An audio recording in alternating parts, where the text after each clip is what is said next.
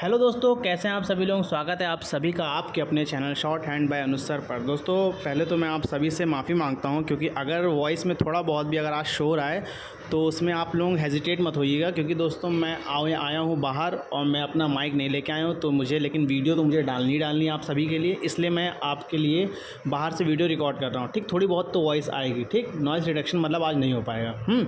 और हाँ, एक बहुत ज़रूरी नोटिस है आप सभी के लिए। जो मेरे किसी सब्सक्राइबर ने मुझसे बोला था कि भैया आउटलाइंस भी मुझे चाहिए डिक्टेशन के साथ साथ। तो दोस्तों अब हमारा नया सीरीज़ स्टार्ट हो रहा है। अब हमारी पहले नोट डिक्टेशन करेंगे, उसके बाद दोस्तों उसके नीचे हमारी आउटलाइंस भी होंगे, तो आप लोग वीडियो को पॉज करके आउटलाइंस भी देख लीजिएगा। ठीक है, मैं आप सभी को अभी आखिरी में दिखाता हूँ। पहले डिक्टेशन लिखते हैं।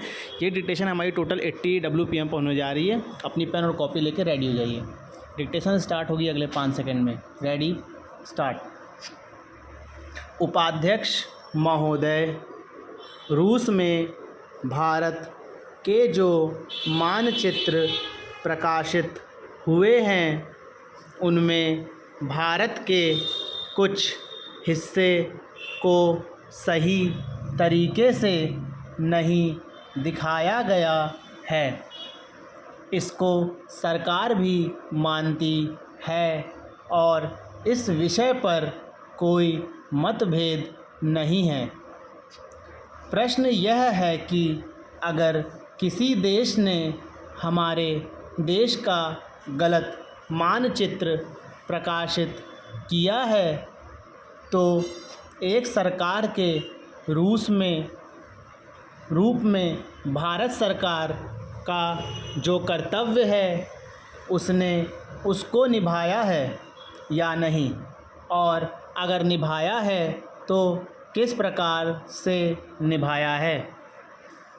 जब भारत सरकार का ध्यान इसमें प्रकाशित उस मानचित्र की ओर दिलाया गया जिसमें हमारे देश के कुछ भाग को गलत ढंग से दिखाया गया था, तो उसने 1956 में ही, जबकि ना तो भारत और चीन की सीमा का प्रश्न पैदा हुआ था, इस बारे में रूस ने विरोध किया।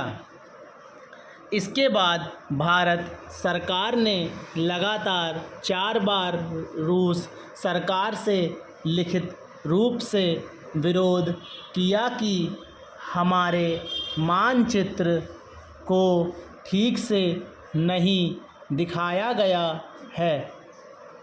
जिस मानचित्र को लेकर यह चर्चा हो रही है, जब उसकी ओर भारत का ध्यान गया तो उसने जून, जुलाई और अगस्त में लगातार 3 बार अपने राजदूत के माध्यम से और रूस के जो अधिकारी हमारे देश में आए उनसे बातचीत करके रूस का ध्यान इस ओर आकर्षित किया कि उसने इस देश का मानचित्र ठीक नहीं दिखाया है। प्रश्न यह है कि जिस मानचित्र के बारे में हम चर्चा कर रहे हैं उसके बारे में हमें चिंता होनी चाहिए या नहीं। मैं समझता हूँ कि अगर दुनिया का कोई भी देश हमारा मानचित्र सही ढंग से नहीं दिखाता है तो स्वाभाविक रूप से देश को उसके बारे में चिंता करनी चाहिए।